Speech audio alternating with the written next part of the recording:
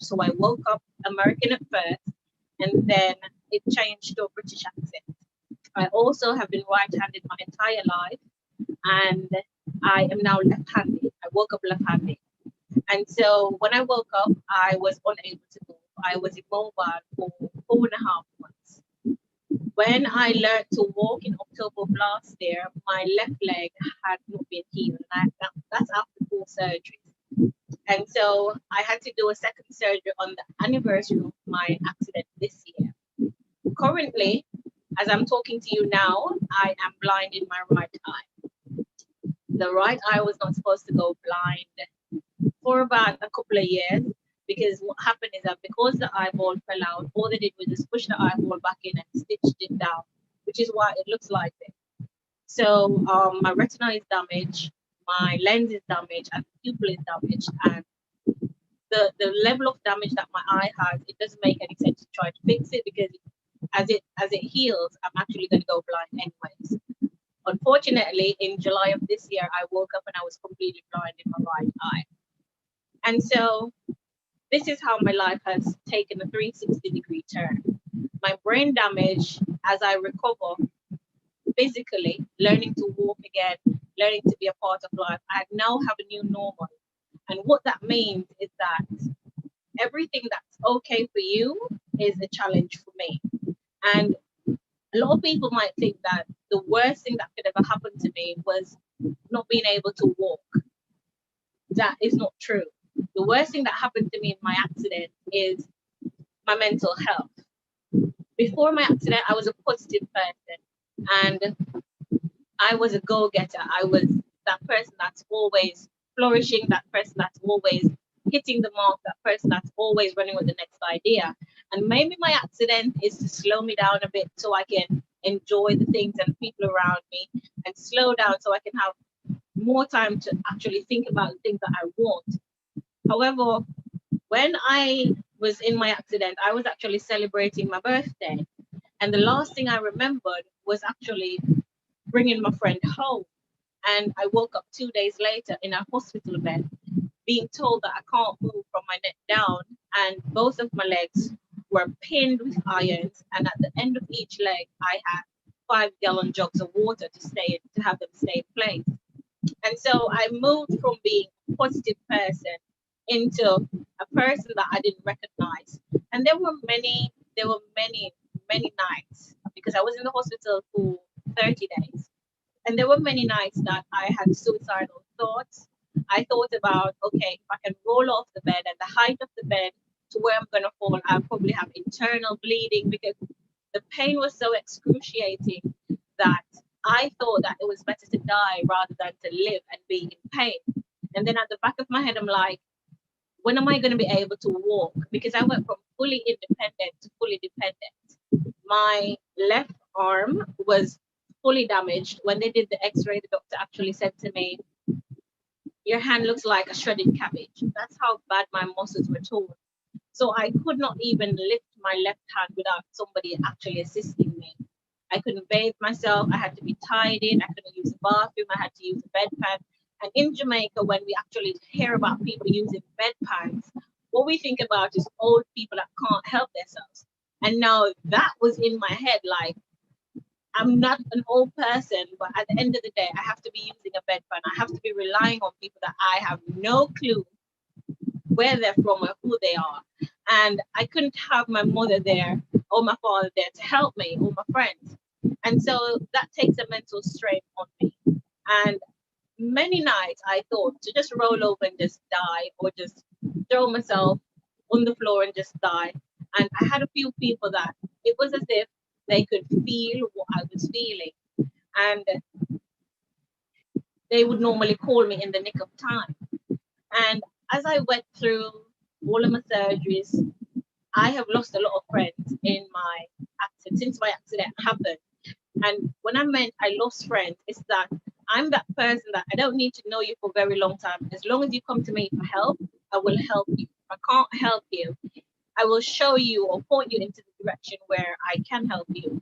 And so what I realized with my accident is that I overestimated my importance in a lot of people's lives, because if the tables were turned and they were in the situation that I was in, I would have been by their bedside. I would have been there for them straight through the end. And a lot of people were not there for me.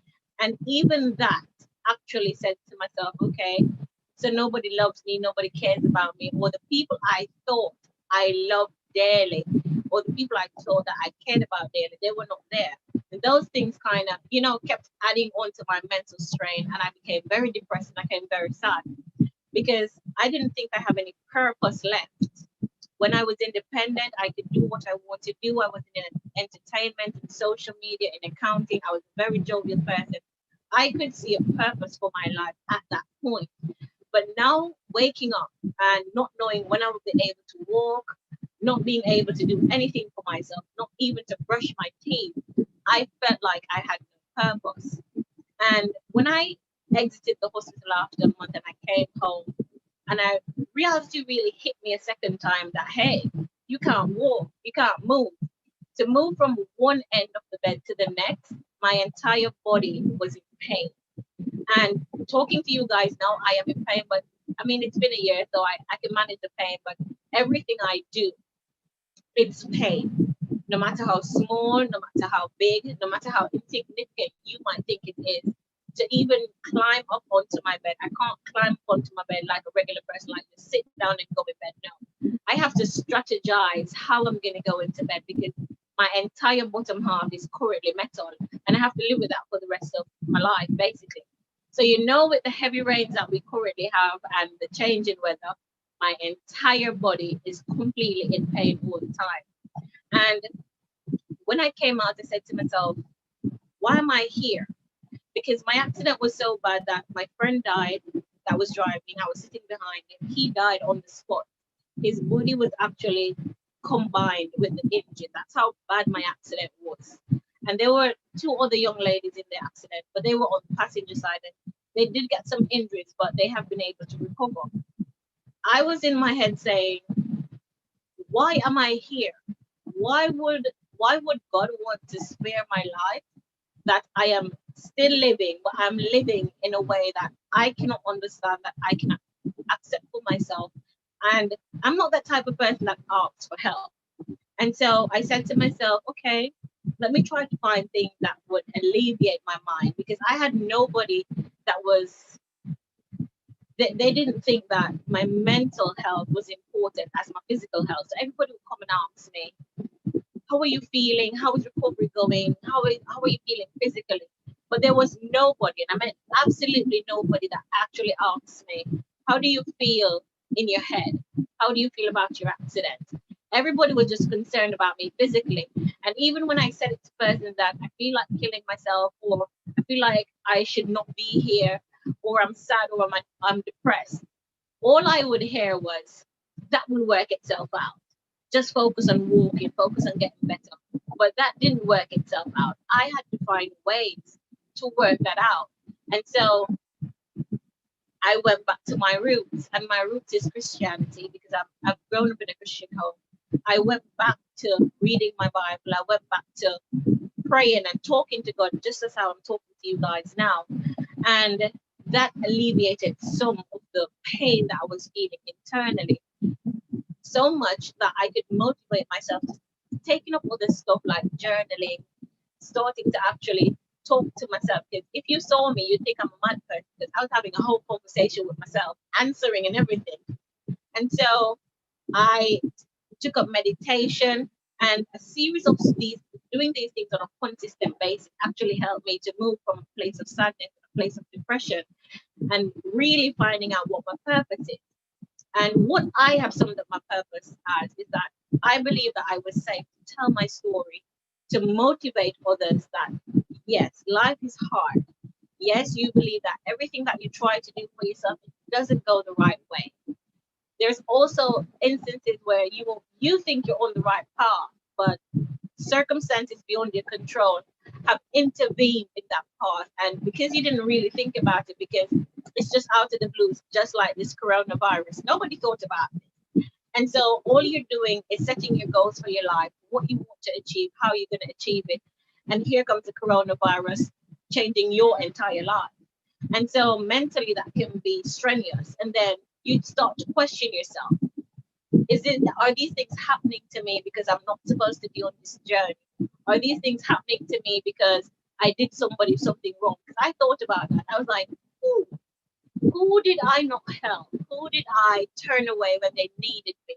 Who did I not answer correctly or dealt with correctly? Because I could just not understand why me. And I stopped asking the question of why me and why not me. Because there's four of us in the accident and it could have gone anywhere. That's a situation I had no control over, but I've lived to tell the tale. And so I now believe my new purpose, because before I thought, I was going to be an accountant. My father is an accountant, and I'm going to, continue his legacy. When I have my own kids, I'm going to keep it in the family. That was where my mindset was, to be an entrepreneur, to make my money, to ensure that I have a family and all of that. Now my purpose has shifted. And what my main goal is to help people in whatever way that is. And not because I was in a motor vehicle accident, it means that I only want to help people that has been through that type of trauma.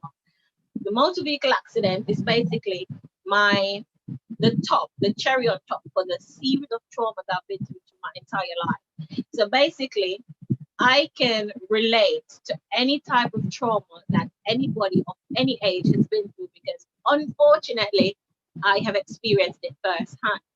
And so now shifting my purpose, I really don't have any expertise of what I'm going to do next. I don't have a plan, because I said to myself, before my accident, I always had a plan. I was systematic in everything that I was doing. However, I have been given a new purpose, and that purpose means to always speak from my heart, to always speak my truth, and to motivate people to understand that whatever it is that life is throwing at you, it will always be for a reason, and that reason we will not see. We will never see the reason immediately. But as we go along, we will ensure that, these things are revealed to us. But we have to be open to these changes, because that's the only thing that's constant in life. Change. Every day, it's a change. We were okay one day, and the next day, we're all quarantined and we had to stay home. And yes, some of us may be homebodies, and we go to school, come home, we go to work and come home, and we're okay with that. But having that choice taken away from us is different, and it's a different feeling, and we feel so confined and we feel like so stifled. And the more we feel confined and the more we feel stifled is the more we start to question ourselves and the decisions that we have made. But what I'm going to encourage you to do is to accept the changes that happen and find out. There may not be some things that you like, but find out how these changes can actually work for you.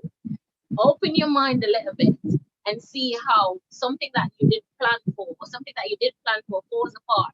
How is the current result able to spin that you actually can find purpose in whatever it is that you need to do?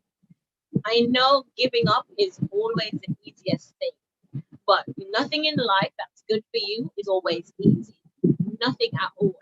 And even when I'm now learning to walk, there's a reason we have no recollection of learning to walk as a child, because I'm telling you, it's one of the hardest things ever.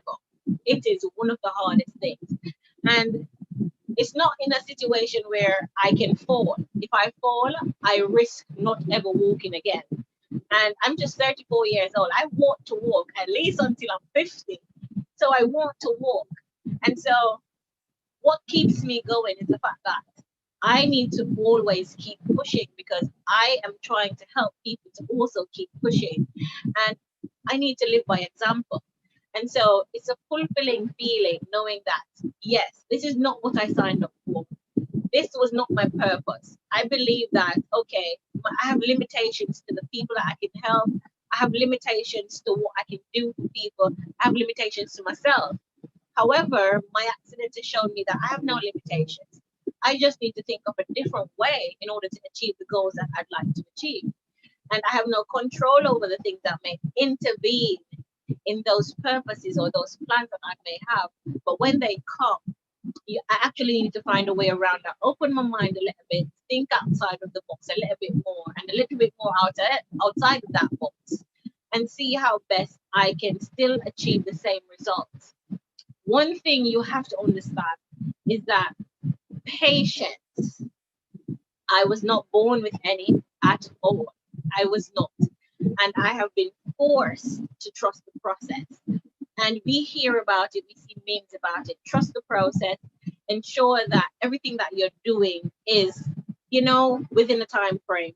But you don't have to confine yourself to a time frame, because what is yours will be always for you. Nobody can take that away. So whatever you think that's happening to you that you can't control, whatever mental strains that you have, you need to understand that it's not you alone. You need to express yourself. Express yourself to somebody else that you trust, or express yourself to the mirror. Just stand in the mirror, take a look at yourself, talk to yourself, and reason out what's happening in your head. Because the more you try to keep stuff in, is the more you're gonna be a ticking time bomb to implode. And exploding is one thing, but when you implode, you go to a very dark place that you have to be extra strong to get out of on your own. So maybe things are not happening the way you want it to happen right now. Maybe you believe that you've taken a wrong turn. Maybe you believe that, okay, this is the path that I'm on, but something happened and you had to detour. It doesn't mean that you're not going to reach. It doesn't mean that you're not going to fulfill the things that are your heart's desire. It means it may take a little bit longer. It means that you may take a detour and you have to find a way around it. But in the end, the result is what matters. And the journey to that result is way more important than the actual result. And that is what's going to make or break you. So, in the event that your journey seems longer or your journey is cut short, understand that it happened for a reason, and you need to analyze it for what it is and how it can actually work for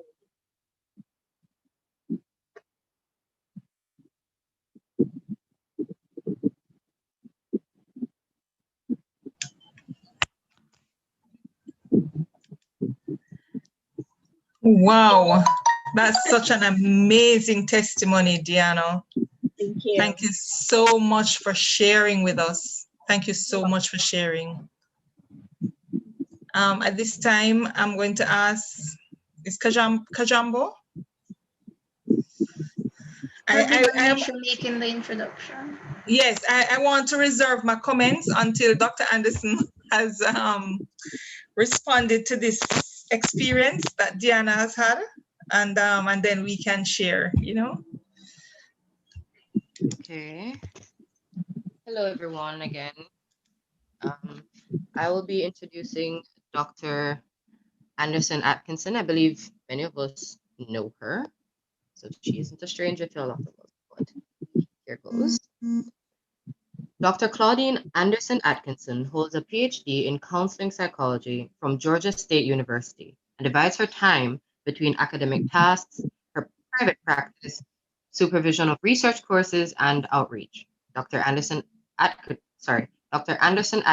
has been providing mental health services for over 15 years and is lecturing in psychology at the University of the West Indies, Mona.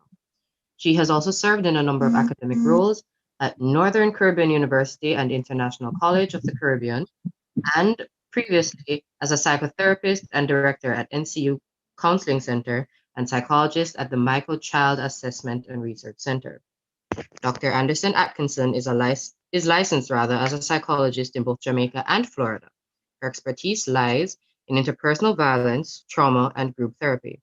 She was awarded the Fulbright and Organization of American States Scholarship and received the American Psychological Association Trauma Psychology Division Student Travel Award, along with the Georgia State University Provost Dissertation Fellowship.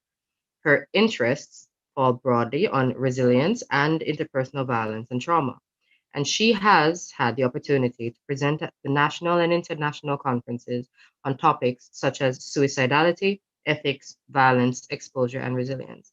Ladies and gentlemen, this is definitely a lady of substance, and I ask that you make her welcome.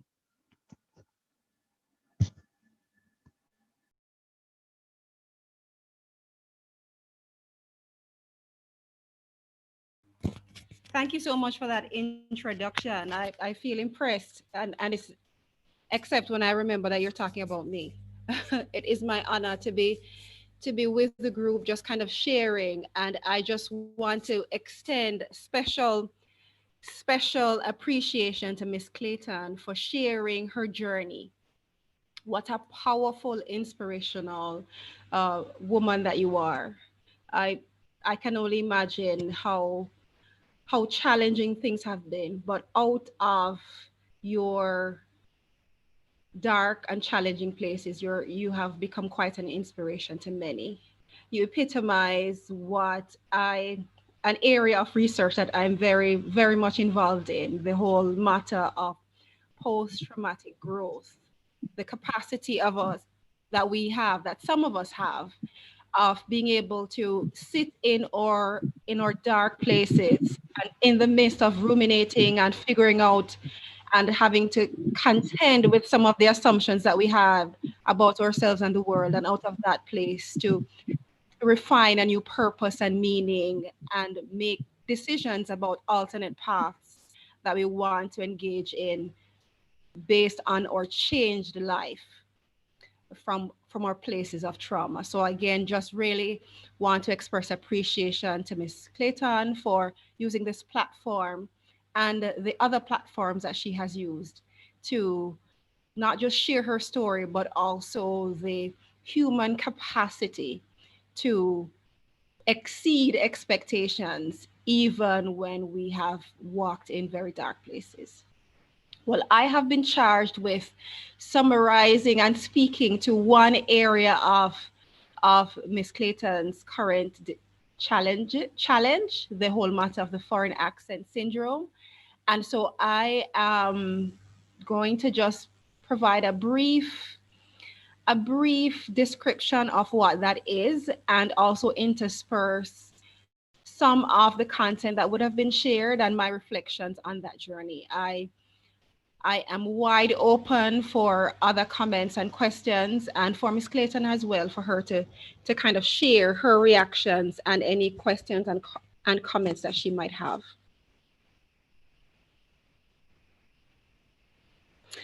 All right, so what is foreign accent syndrome? And I will refer to it from now on as FAS. It is a rare brain disorder that causes individuals to speak in a foreign accent involuntarily. And it's so rare that at any one time, the estimates indicate that there are probably about 80 persons globally who grapple with the symptoms consistent with this condition. And essentially, I think just as we were able to listen to Miss Clayton sharing her story, we could also kind of probably identify some of these features. And so FAS is characterized by just an abnormality or deviation in pronunciation of particular consonants, and just even in the rhythmic and intonation of words and phrases that deviates again from what comes native to the individual. And so what this condition results in is speech that resembles a non-native accent. And in most cases, FAS is conceptualized as an acquired abnormality in speech that results from damage to the central nervous system. And these symptoms can be quite notable and chronic, persisting for months and years. And just some further elaborations of the symptoms. So individuals with FAS, they are speaking their native language, but with a dialect that sounds like they have learned their language as a second language learner later in life. And so difficulties with pronunciation around particular clusters of sounds, like the STR cluster of sounds, but also sounds that require tapping the tongue, like the t and d. Those are some examples. And just a range of substitutions of different sounds, noticing differences in pitch, and just a pervasive, consistent shift in the phonetic system that causes this apparently new accent. All right, so when we talk about etiology, or what are some factors that are related to the development of these symptoms, it really, as I mentioned earlier, relates to damage to the central nervous system. So the neurogenesis speaks to things like having lesions that arise out of, for example, a stroke. And as we recall, a stroke is where there is blood flow that is cut off from the brain. But it can also result from traumatic brain injuries when there, for example, is a blunt force trauma to particular regions to the brain.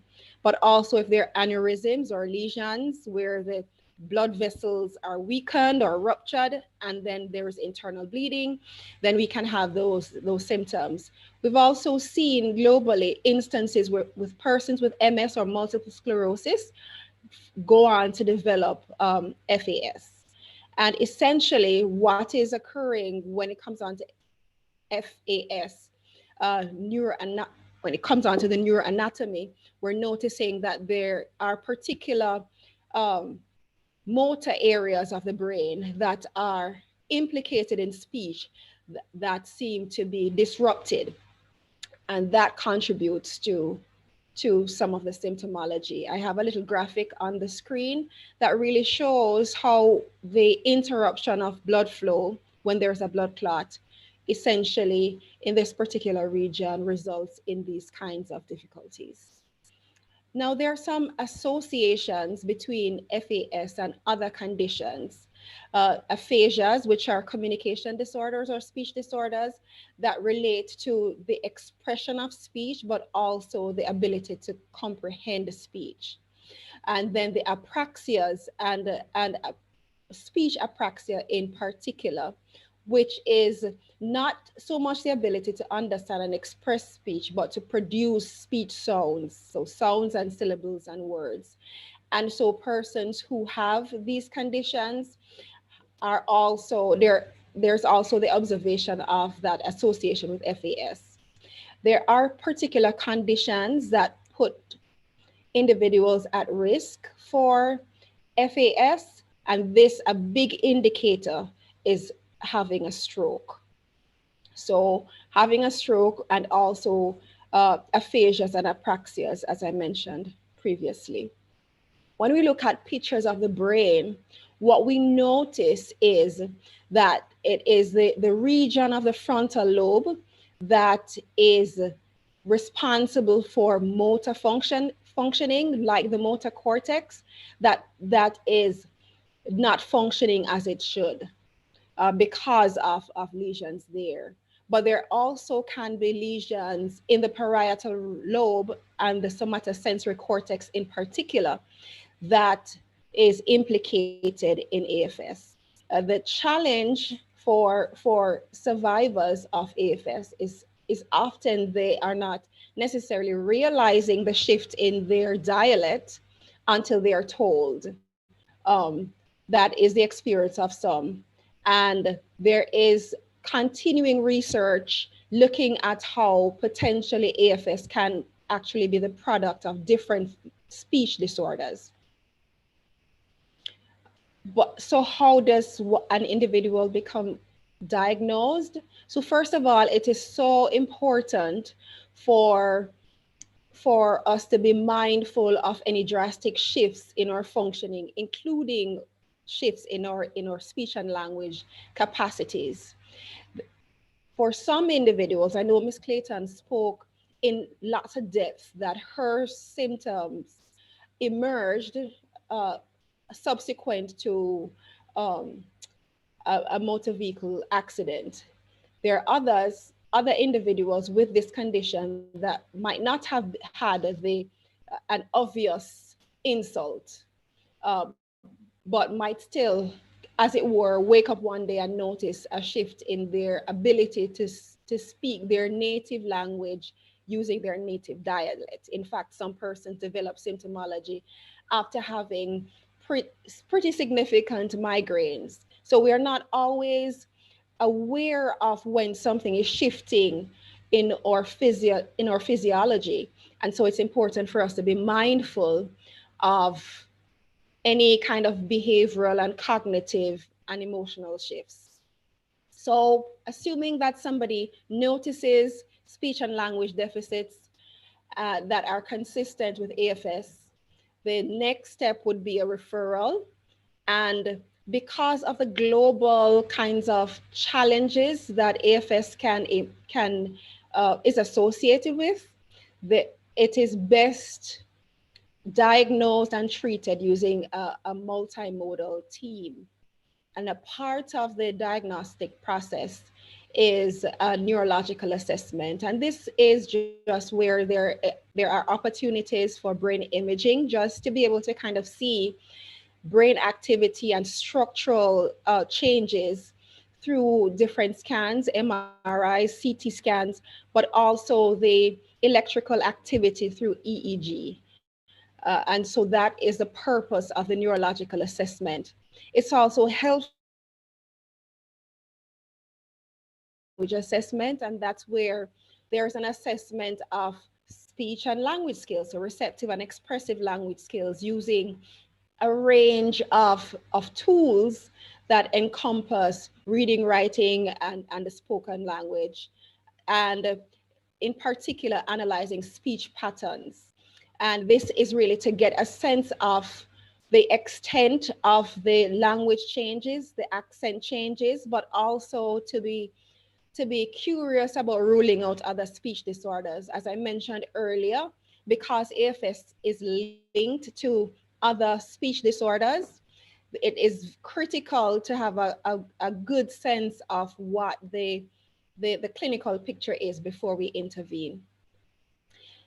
Diagnosis also includes attending to the psychological and mental health factors. You know, Ms. Clayton really was very open in providing a picture of just the weight, the emotional and cognitive weight that the accident produced, but also the declines and the shifts that in just daily living, uh, you know, contributed to her functioning.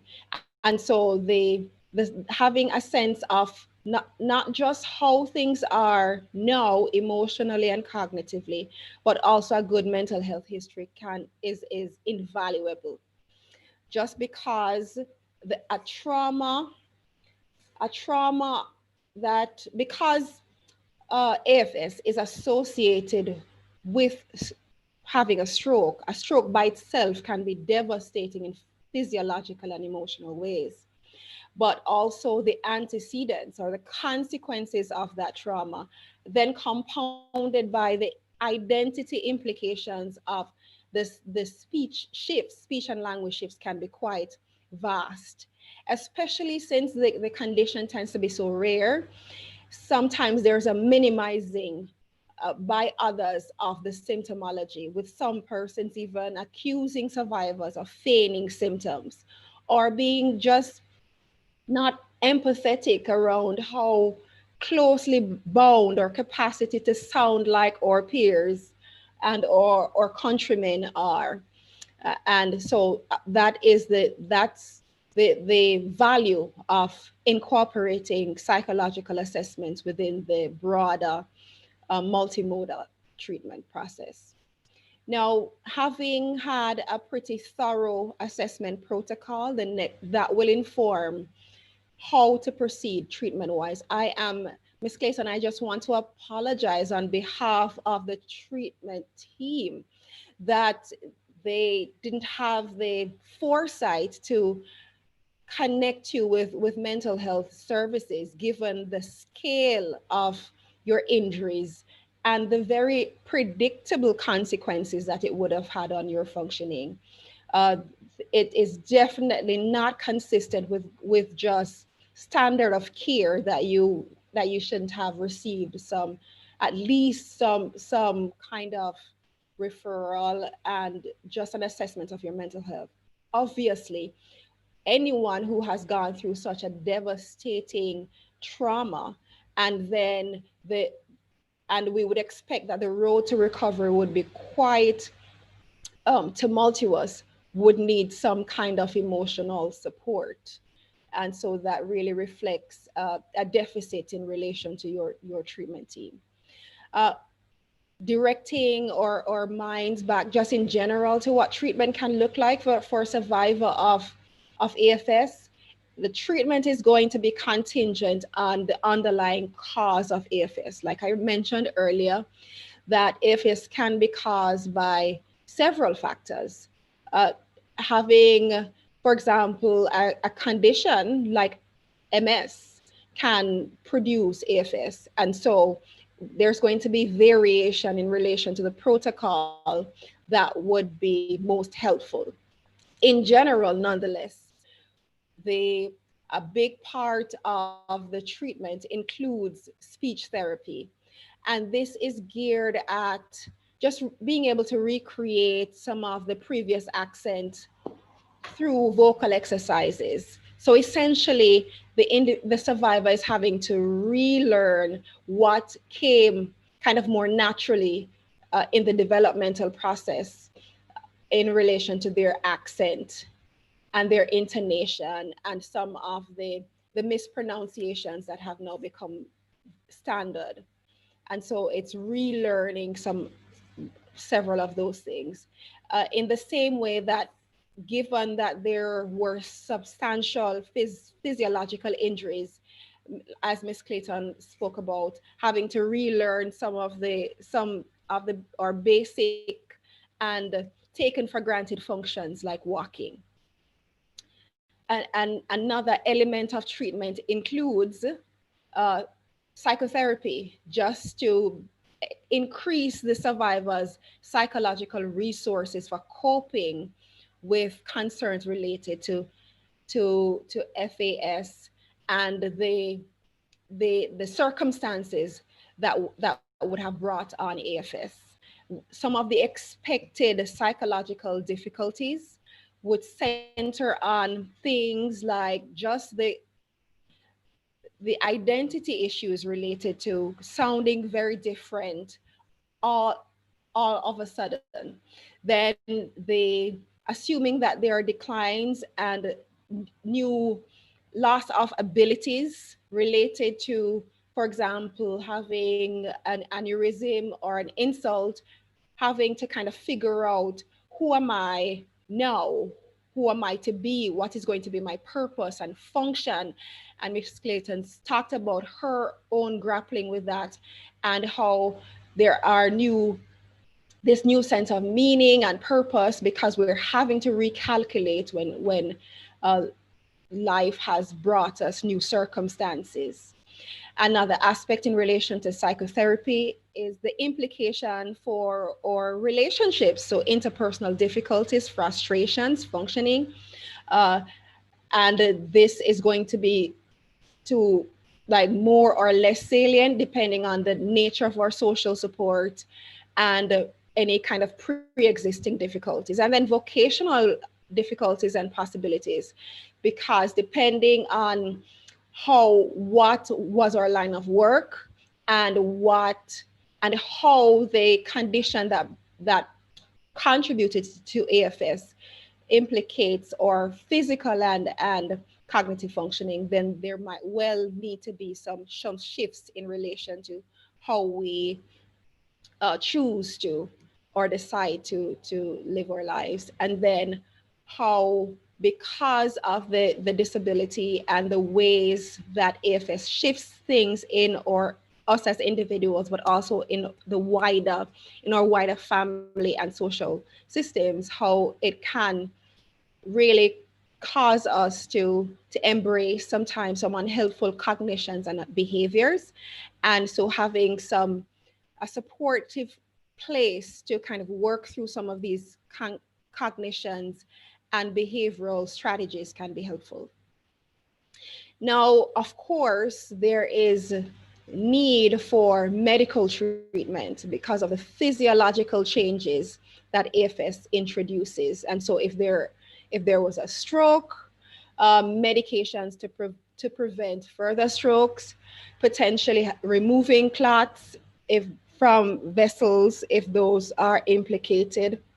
Then there is the rehabilitation process, depending on how the stroke has continues to affect the individual's capacity to do, to move and to see and to, you know, all of those other functioning areas that were previously in place. For those who have had survivors who grapple with brain injuries, needing to kind of figure out whether or not they're good candidates for seizure medications, for major injuries, or whether there is value in kind of exploring whether diuretics might be helpful for reducing pressure on the brain, or just a variety of different surgical procedures to attend to the systems that are damaged.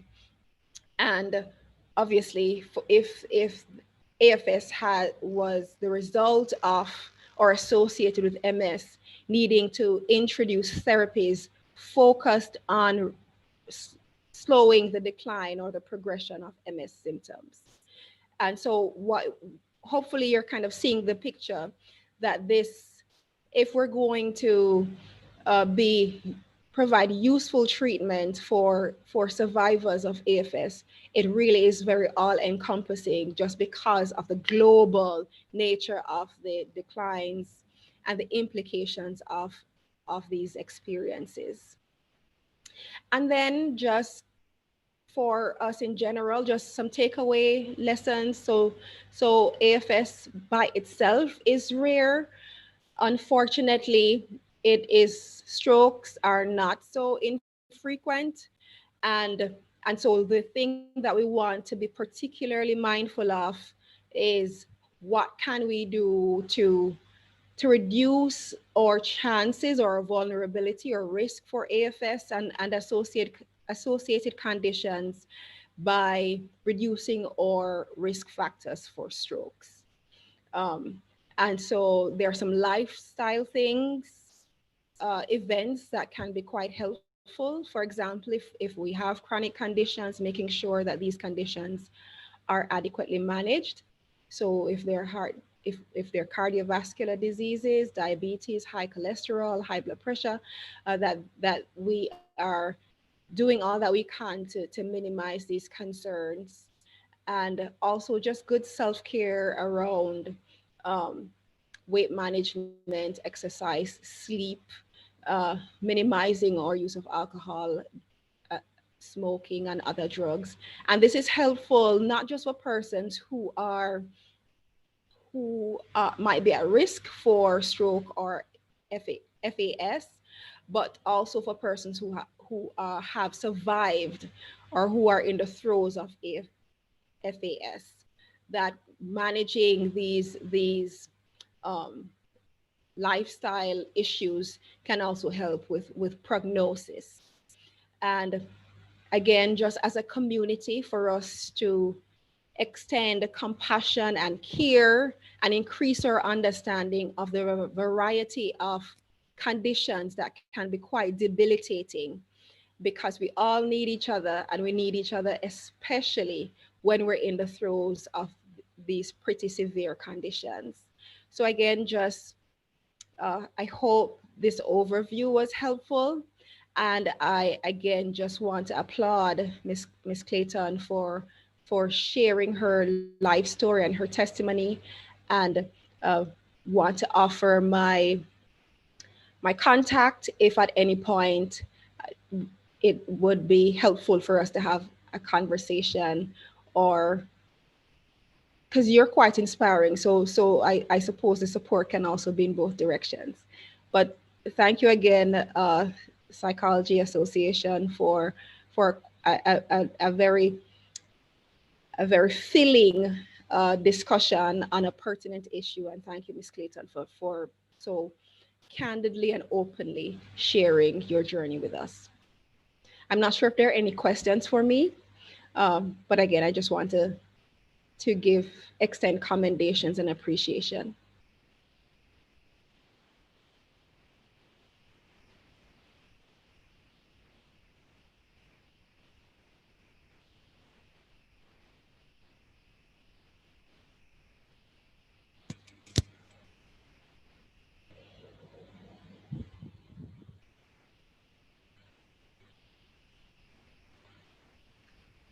So Dr. Anderson Atkinson, I keep switching them around in my head. I That's remember fine. when I had you for abnormal psych and Mhm. listening to you like lecturing us and speaking so freely about all of this. And I remember once just kind of sitting there like, wow, wow, she really knows a lot. And it seems so effortless and natural. And coming here and doing this for us, helping us to have a deeper understanding into all that you've given us.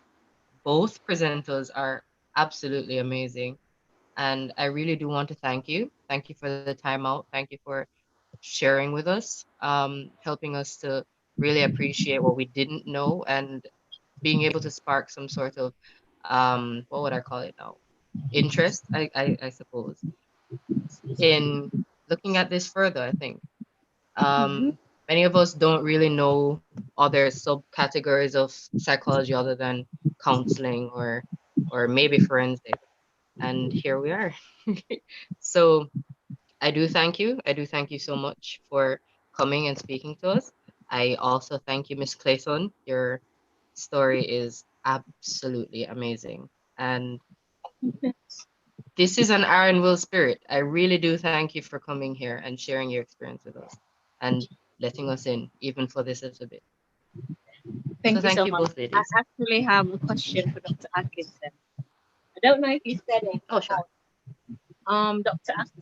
Atkinson, my Mhm. current neurologist says to me that he has no idea about foreign accent syndrome. In his Mhm. 30 years of being a doctor, I am his first patient. He's only read about it. So he is not able to assist me with any information. The only thing he can say to me is that, and this is based on your research, I don't know if it's true, this is why I'm asking you. He says to me, there's a swelling, based on the MRI, there's a swelling in my brain between the motor skills and the language. And so if I get a headache, I cannot sleep. I have to get rid of the headache because then sleeping means I can get a stroke or a seizure.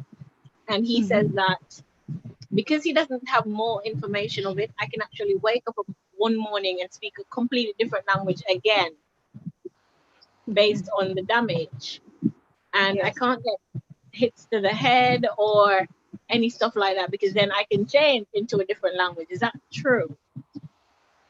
Well, what I have seen is that this is an area of continued research, but it's not unusual for persons to display or to demonstrate a range of different accents. It is, I don't think it's very common to have multiple accents concurrently. That hasn't been what I've seen so far.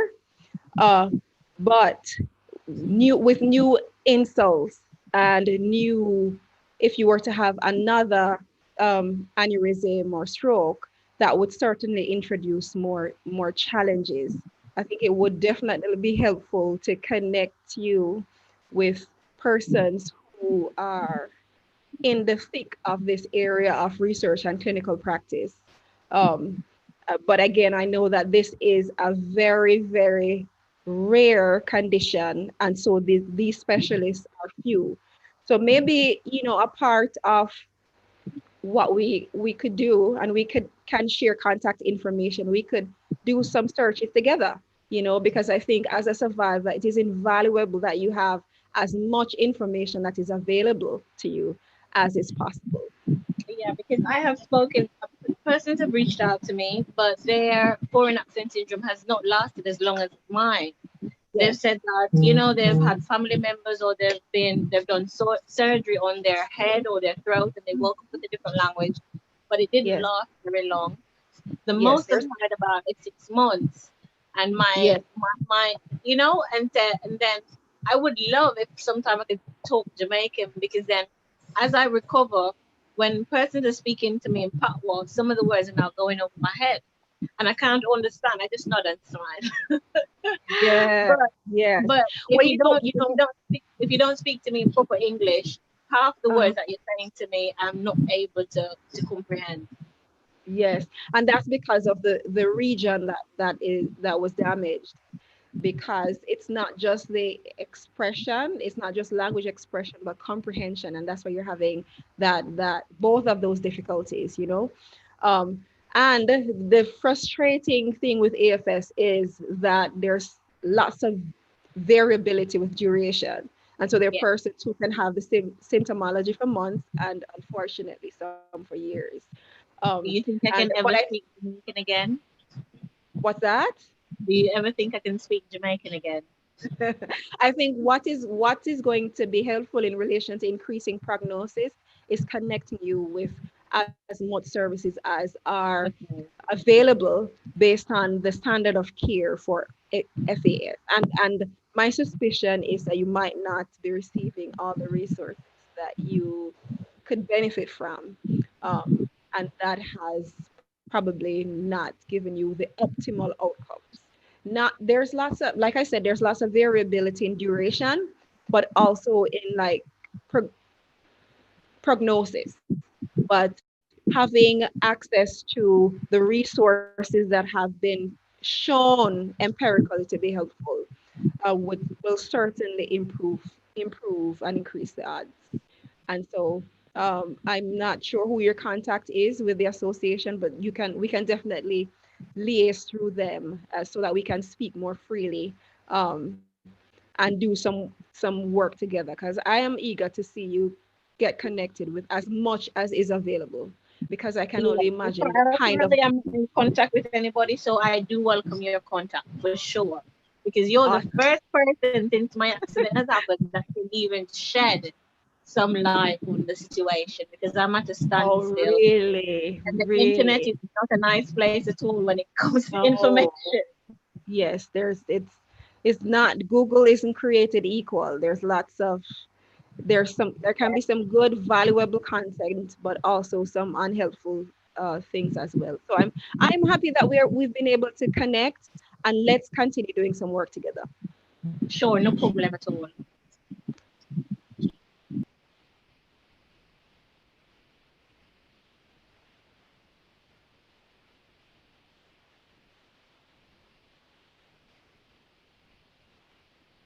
I'm not sure if there are other questions or comments. I was just about to ask if there are any questions. You can type it in the chat. I'll read it for you if you like.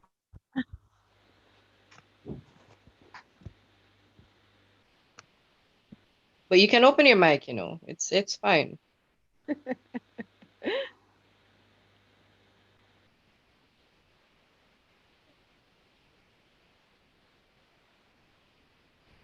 Anyone?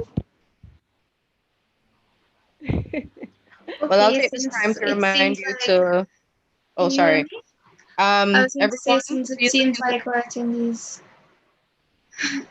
Sorry, since it Kajal. seems like, okay, that's fine. I had a question. I was going to say, since it seems like some of our attendees are shy, I was going to take a question that I had for Miss Clayton. I wondered, I'm not sure how much contact you've had with persons who have experienced similar traumatic situations to yours. I'm not sure if you've even had the opportunity to connect with any such person, because I'm sure your situation is quite unique. But in general, from the persons around you in your social circles, what would you say has been the most valuable piece of advice you've received in learning through yourself how to cope with in the aftermath of such an experience for you? Okay, repeat your question again. I'm asking, what is the most valuable piece of advice you've received in learning how to cope with the aftermath of the experience that you faced? Okay, the most valuable thing I could say to you is you have to learn to be patient, because not being patient will lead you down many paths that you're not going to understand. At first, I wasn't patient, and so I'm not the type of person that asks for help. So when people are helping me, I get very agitated, I get very angry because I want to do it myself, even though I know within myself physically I cannot do it. Also, people start treating me like a handicap. And so what I did was that, and they didn't really do it offensively, but because they were very careful with me, kind of like when you have an eggshell and you don't want the egg to fall. That's how everybody was dealing with me, both my social circle and my family, and that bothered me.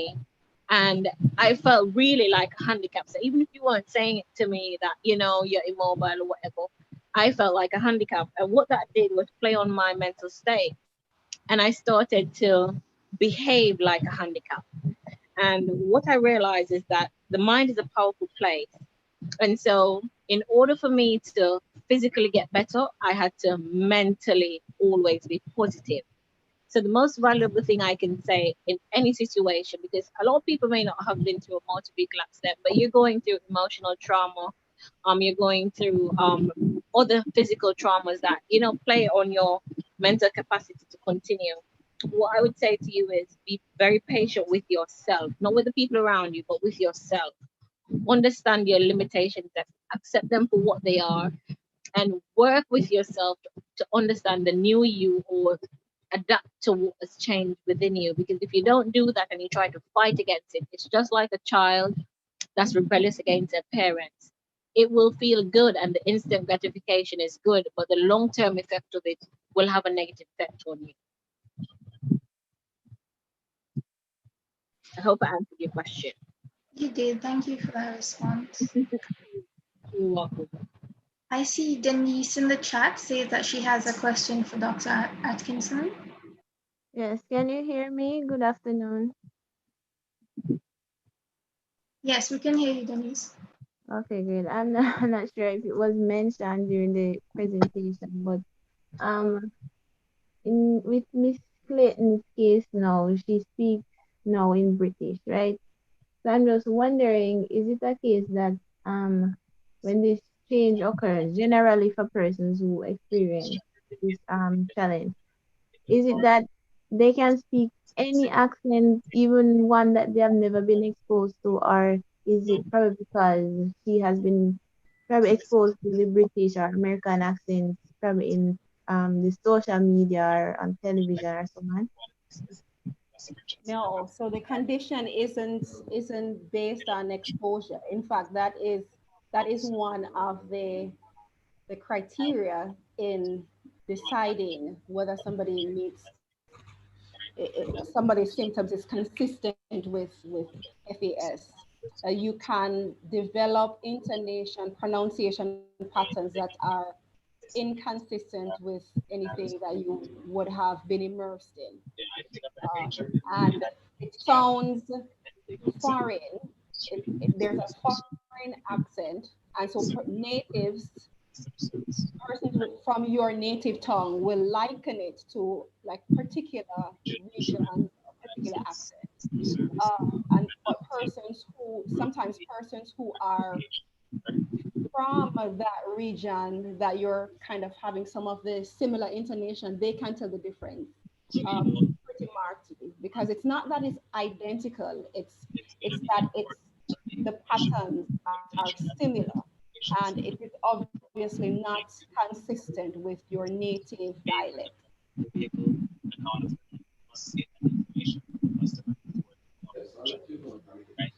Okay, thanks, Miss. You're welcome.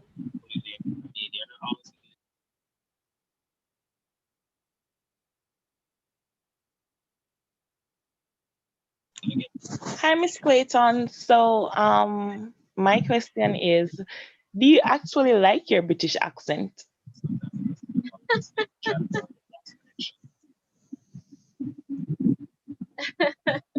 Um, now I do. I do now. Before, I did not like my British accent any at all. I woke up actually sounding American, and I didn't know I sound American because even talking to you now, I can't hear in my head. I'm hearing my regular Jamaican voice. I'm not hearing the British accent that you're hearing. I would have to play it back for me to really hear what I'm actually sounding like. So when I just woke up, they told me that I sounded American. And what I can tell you in Jamaica is that as long as you have an accent, you get very great service everywhere.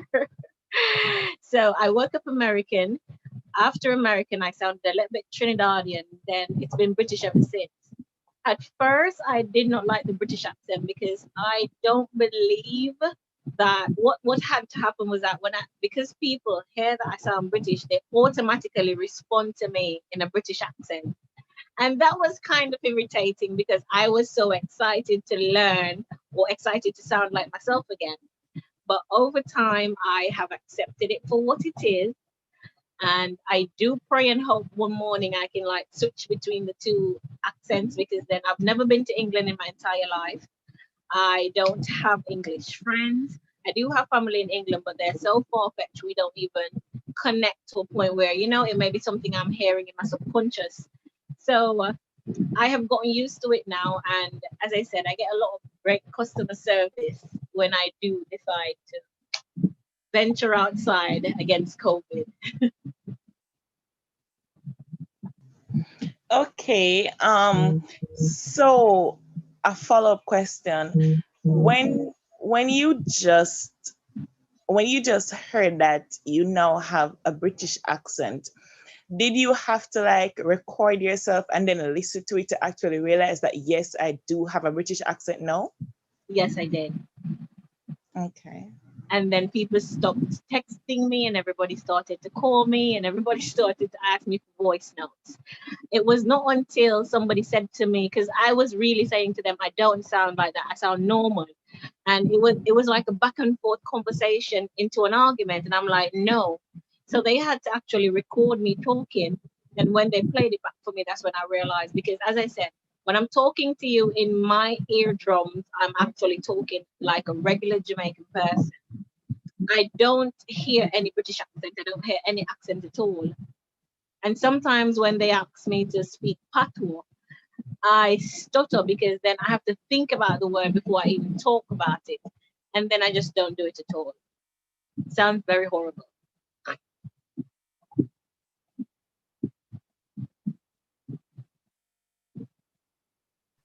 And growing up, would you like talk a lot of patois? Like patois was like something that you spoke on the regular? Yes, it was. I was, when I was growing up, I went to a prep school, and so we were only taught to speak proper English. But then I went into high school, and that went out the door. So yes, I spoke patois as raw as a Jamaican as you can think about. But now, if I try to say the simplest of words, it sounds horrible. Give me a word to say, and let me try.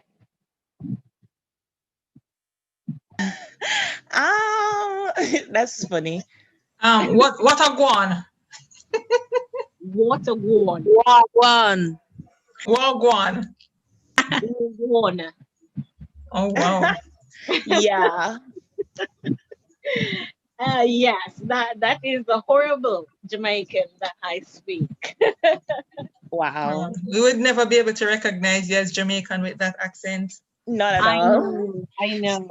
So A lot of people don't believe that I was not born and raised in England. Even persons that have reached out to me from England said to me that I have a Birmingham accent, and I guess it's not the best English accent, but they can relate to me better because I can understand what they're saying. And the funny thing is, even though some of the words I don't talk like an English person because they actually say words different from us, but as I'm recovering, it's like it automatically is changing to that. Like I normally say mommy, and now when I'm talking, it says mom.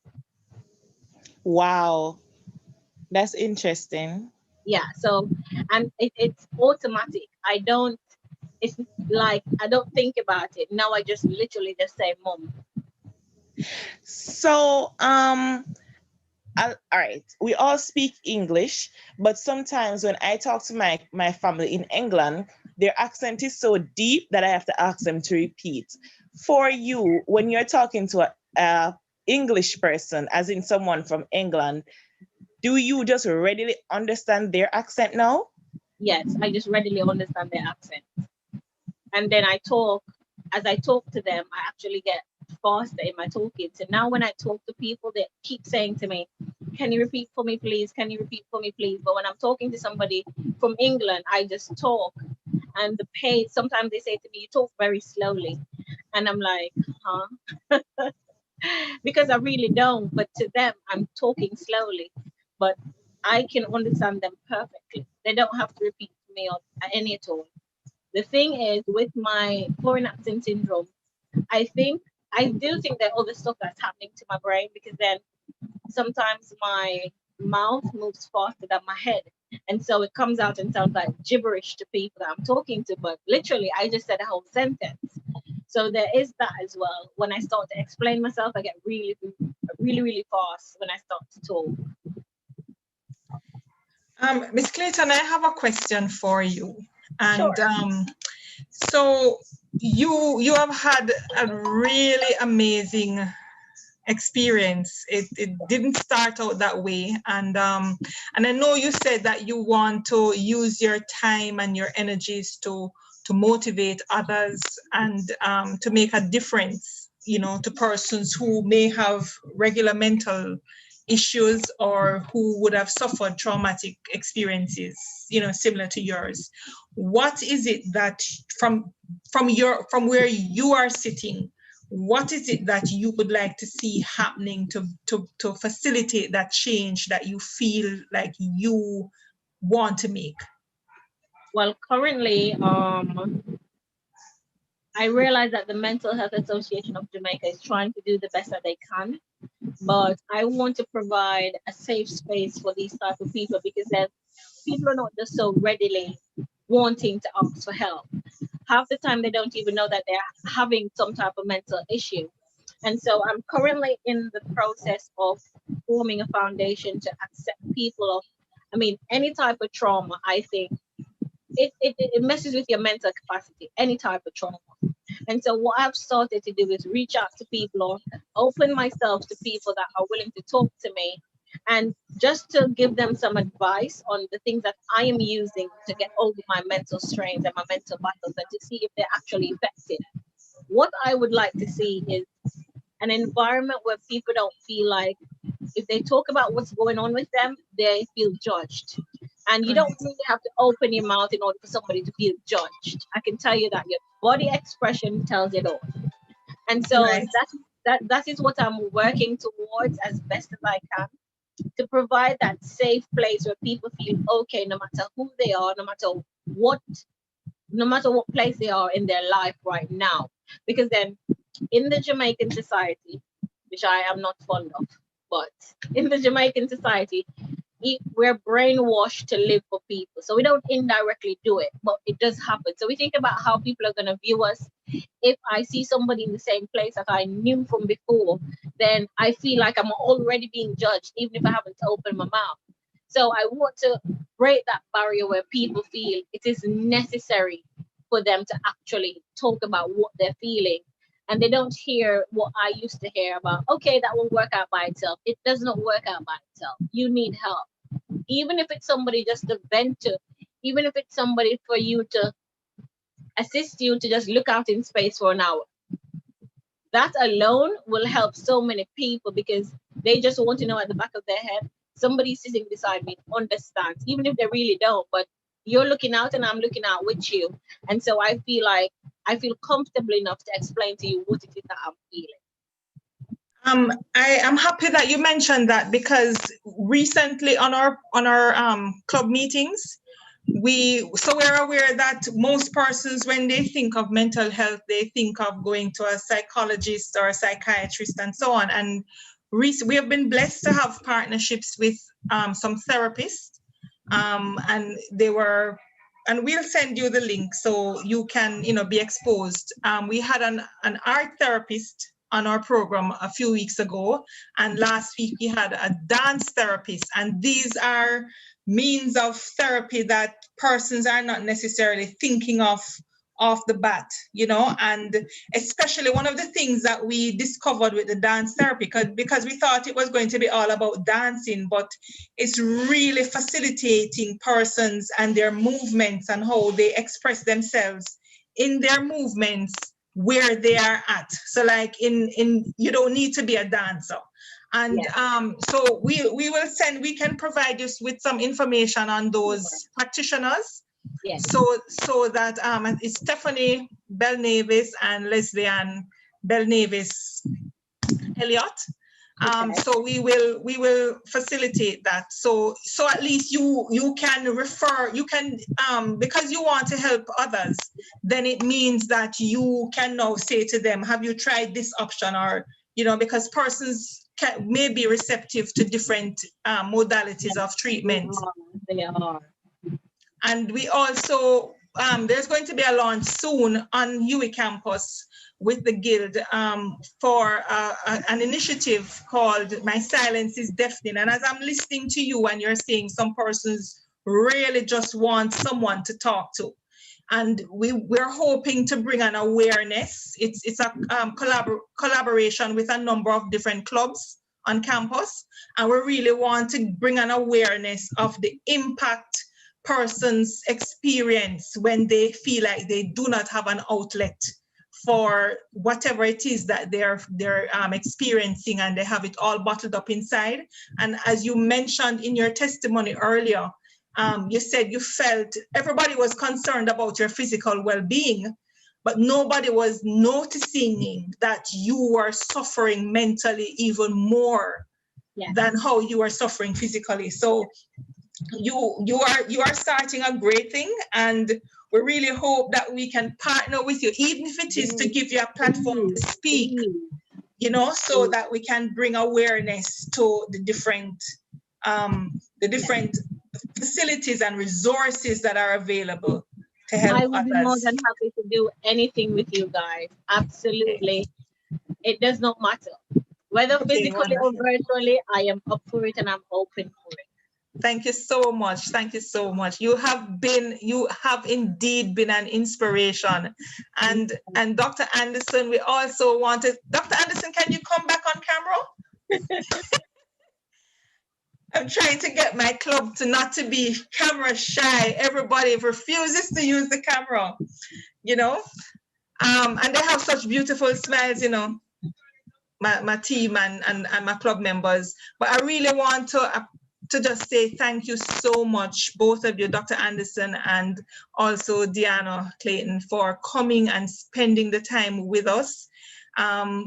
We certainly got a new perspective, because as psychology students, we tend to think, oh, we just need to learn all these theories and we just need to know how to explain it. But you, Deana, in your experience, you have actually made it easier for us to connect the theory that we're learning to real life experiences. And I am sure Jamila says she's still in awe, because oftentimes when we think of trauma, accidents, and so on, we really don't stop to think of the mental impact or the impact on the mental health of the individual and also for their families, So I really want to extend our appreciation, our deep gratitude for you to be so bold and to share, and Dr. Anderson, for you to just open our minds and explain everything that is happening with Deana. So you're giving us the academic perspective, and Deana is giving us the real life experience. And you guys have been such a blessing to us today, and we just want to thank you, and we hope that we can partner in the future. Yes. All right, so thank you so much for joining us today. Guys, wasn't it an awesome club meeting today? You can turn on your mics and say yes, and just give these ladies a round of applause. Woo! I enjoyed the meeting so much. Wow. Thank you. You're welcome. You're welcome, everybody. Thank you. Thank you so much, everyone. And Dr. Anderson, someone is asking if you can share the PowerPoint so we can. I would appreciate that PowerPoint as well. Yes. Definitely send it your way, Miss Clayton. And Deana, right? And Deana, if there's any way you think we can be a support to you, maybe connecting you with the resources and so on, that would help with establishing your your initiative, please let us know. I We're still definitely will. we're not authorized to practice anything, but we can certainly introduce you. Well, that would be lovely, because what I currently have, I have a WhatsApp group with persons with different trauma. And I recently met with a young lady. She was in an accident on the 1st of August. And there were 7 people in an accident and 1 died. And she has the same injuries as I do, but mine is a little bit more advanced because both her legs are broken, both her femur is broken, her tibia is broken, her spine is fractured in 6 places, and her son, her 9-year-old son, was in the accident too. And everybody in her accident has been treated and sent home, and she's the only one in the hospital. And then, when she was explaining to me about all the injuries, because her best friend, her intestine actually went into her chest, and both her legs are broken. However, that was August 1st, and now we're in, October. Her friend can walk, and I'm still learning to walk from my last surgery from June. So mentally, I'm like, okay, God, this is not happening to me, because then intestine in your chest and 2 broken legs, and you can walk. And I'm trying to, pushing myself to walk by December of this year. And so mentally, I'm like, all right, there's a little bit more space there to work on, because then that shouldn't affect me, but it does affect me. And then when I was talking to the young lady, it affected her too, because she's the only one that's still there. And because of me sharing my story with her and, sharing my videos with her, her nurses called me and said to me that for 2 weeks they've been trying to push her to move the foot, and she's not done it. And after talking to me, she's now motivated to move. Wow.